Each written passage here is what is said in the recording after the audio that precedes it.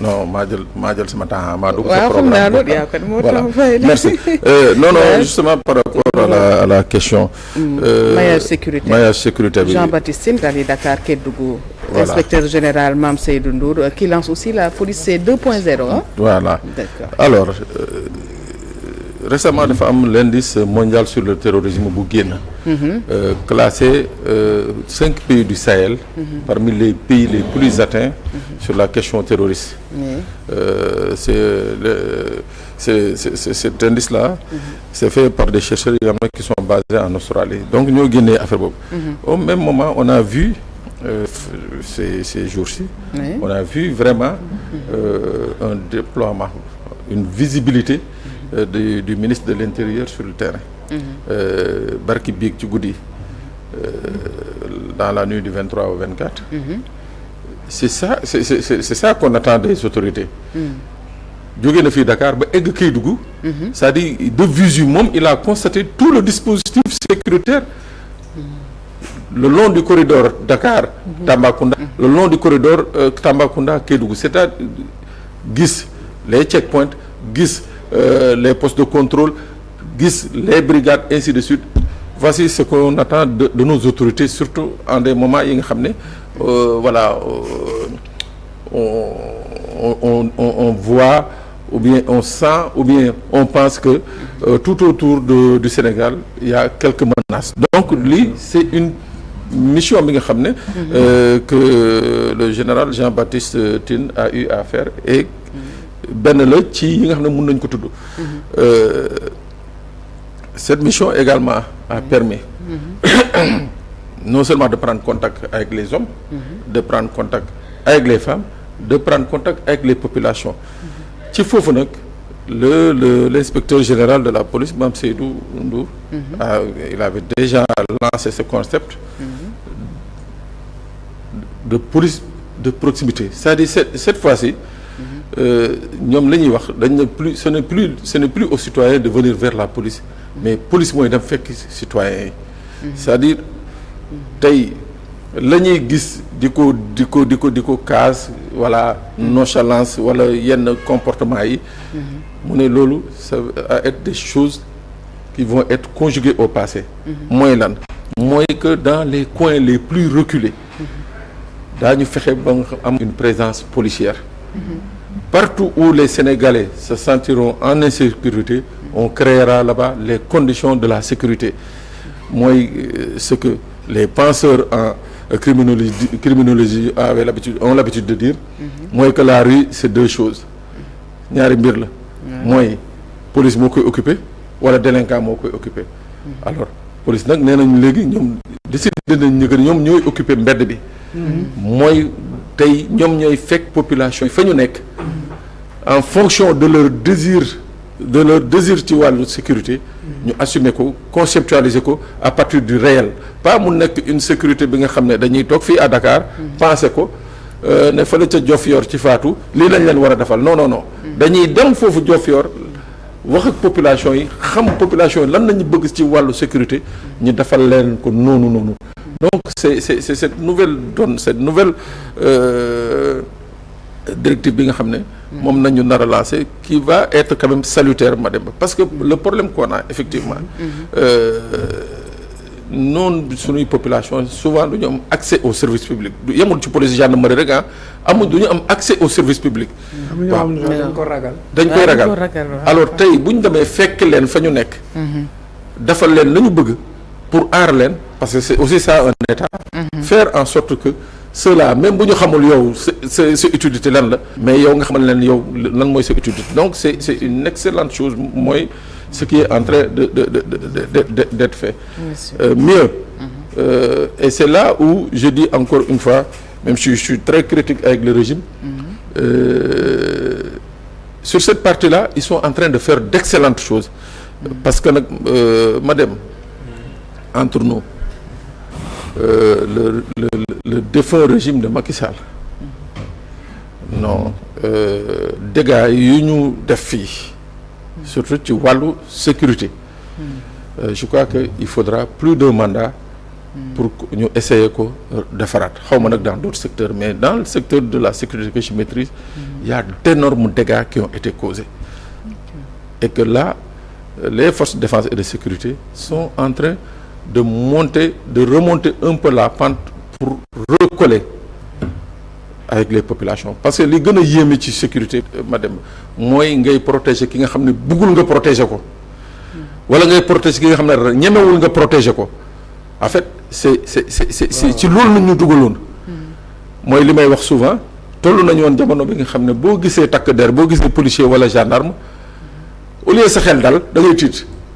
maintenant la tendance mooy lan mooy les gens sont en train de se battre au niveau des forces de défense et de sécurité pour que ñu xam ni que ñii fi nekk muy policier militaire gendarme douanier eaux et forêts ñoom ñëpp seen mission c'est d'être à la disposition des populations moo tax j'ai bien aimé le mot du général Mbaye Cissé l'autre jour à Ziguinchor li mu wax aux hommes mu ne leen tout ce que vous ferez tout ce que vous aurez à faire vous le ferez pour les populations tout ce que vous ferez contre les populations man je serai là pour sanctionner donc loolu c'est un état d'esprit bi nga xam ne moom la nit ñi soxla les populations soxla rassurer wu dañu soxla ku leen rassurer et là da ngay gis dana am benn contact dana am benn fluidité bi nga xam ne li ñuy doon wax mooy que les Sénégalais apprennent à dénoncer là les Sénégalais auront le courage d'aller dénoncer mais booy dénoncer ci nga xam ne ñeme woo ko doo mës a dénoncer sooy dénoncer booy wax ak ka nga xam ne yow ñeme woo ko liy xew doo ko mës a wax donc là je crois qu'il y a une nouvelle donne bi nga xam ne qui est imprimée par les forces de défense et de sécurité notamment le directeur général de la police et qui est à saluer maintenant nag il faudra que derrière l'État mette les moyens pour que fu ñu bëgg a tabax commissariat ñu tabax ko fa ñu bëgg a tabax poste ñu tabax ko fa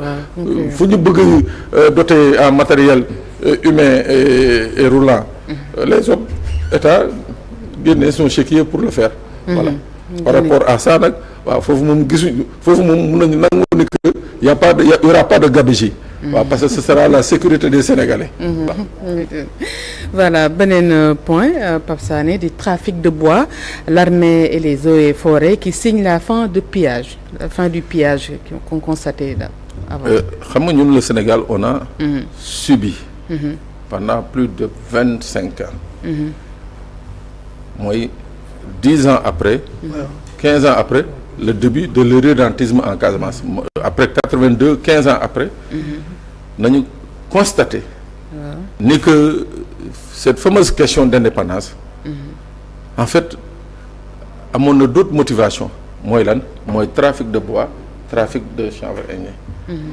trafic de bois boobu ñaari pays yi nga xam ne dañu pelloog Sénégal surtout dans la région méridionale muy Guinée-Bissau ak Gambie ñaari pays yooyu dañu favoriser woon le trafic de bois et le trafic de drogue waaw dañ ko favoriser woon bu baax a baax loolu bokkoon na ci li nga xam ne moo taxoon certaines factions de la rébellion fu ñu doon positionné nekkoon na ay zones yi nga xam ne c'est des zones à forte densité culturelle de chanvre indien et de trafic de bois il y a 5 ans le rapport de Trial une ONG bu nekk Genève 5 ans le Sénégal a perdu plus de 380 milliards de bois de rose bu ñu dagg ci àll Casamance yi mu jaar par la Gambie génn dem Chine 380 milliards jëlee ko fii yóbbu ko Chine jaar jógee ci àllu Casamance jaar Gambie dem Chine c'est très simple ah. mais nuñ def ba jël ko ba yóbbu ko. c'est très simple. soo xoolee Gambie nu mu day. nga xool les forêts gambiennes. bu ñu nee que 200 conteneurs par mois daanañu jaar port bi. ça veut dire que quelque part c'est irraisonnable mooy que am na fu mu doon jógee fan la doon jógee c'était dans les forêts casamançaises. waaw loolu nag nekkoon na benn économie de guerre bi nga xam ne. la rébellion daf ko doon utiliser. waaw ay da ko doon utiliser. di ci am une manne financière soutenue également par yenn responsables de ces pays-là. donc le Sénégal a beaucoup souffert et continue de souffrir.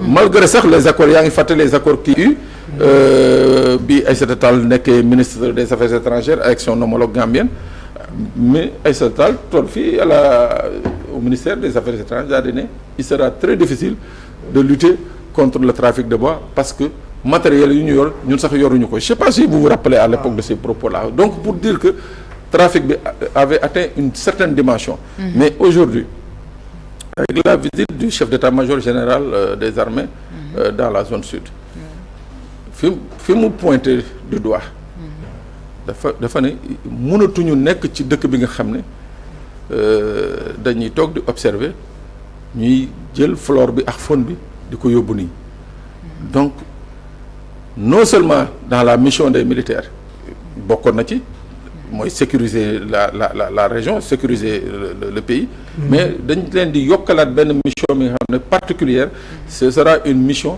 de veiller justement à la protection de la nature te loolu dañ koy def en collaboration avec les eaux et forêts qui malheureusement il faut le dire n'ont pas également beaucoup de moyens même si le fameux contrat de 45 milliards avait prévu de leur donner tous les moyens qu'il faut ils n'en ont pas mais tey jii avec l'armée en appui mooy que tey on va sûrement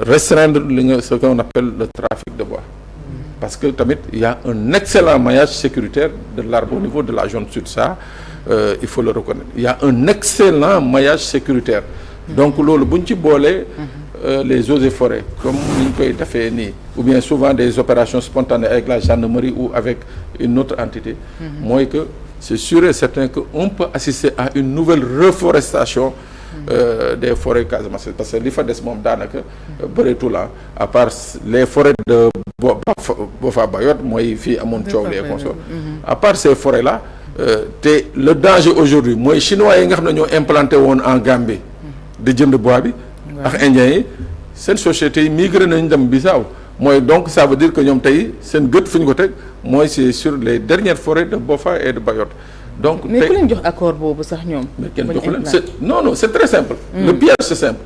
chinois yi dañuy toog Gambie. waaw. ut ay sénégalais comme man. ne leen utal leen ñu 10 jeunes wala 20 jeunes. yu ñu mun a indil ku ci nekk 2 troncs d'arbre wala 3 troncs d'arbre boo ñëwee ñu jox la moto Jakarta. d'accord. c'est comme ça que ça se passe. waaw. ak ñoom lu ñu leen nar a apporter après. waaw. yéen ngeen dem ñu jox leen scie électrique ngeen dem dagg. ut saret teg ko ci jaarale entre les chemins de truc. ba génnee ko indi ko Gambie ba lu ñëwee ñu jox leen Jakarta ngeen dellu. c'est comme ça que le trafic là a pris de l'ampleur. waaw c'est quoi que le trafic a pris de l'ampleur. Bon. Okay. Avant c'était les gars supposément qui appartenaient au MFDC ñoo ko defoon seen économie. Mais après bi ci chinois yi duggee et consorts il y avait eu un autre pan de la population mooy élèves yi surtout pour la plupart nag sooy enquête tu vois que la plupart c'était des élèves. waaw c'était des élèves nañu doon utiliser. tentation. voilà jox la boo ñëwee indi 2 troncs d'arbre wala 3 troncs d'arbre ñu jox la benn moto Jakarta. donc ce qui fait que soo xoolee dans la région tey jii. c'est l'une des régions bi nga xam ne où il y a le plus de motos Jakarta et ça s'explique. voilà ça s'explique parce que boo xoolee bi ñuy dem di comment dirais-je là le projet d'immatriculer les motos là. Là où il y a le plus de difficultés c'était là-bas. Parce que les gens ne pouvaient pas prouver la provenance des motos. mu ngi doon bëri na du ko expliqué. acte de vente quoi. waaw. waaw loolu day indi ay kii. mu ngi doon en tout cas amatina solo bu baax. jaajëf ci chronique sécurité bi di la jaajëfal bu baax rek Pape Sané. di la joxaat rendez-vous incha allah ci beneen jotaay beneen chronique di la jaajëfal doyen Mademba Ramata Dia di jaajëfal suñu invité fi newoon di jaajëfal ci côté régie bi Serigne Aliou Keita Pierre Dieng ci son bi ci caméra bi merci à Kéba et à Louis Faye léegi rek ñu bàyyi leen équipe petit déj naan leen rek très bonne journée.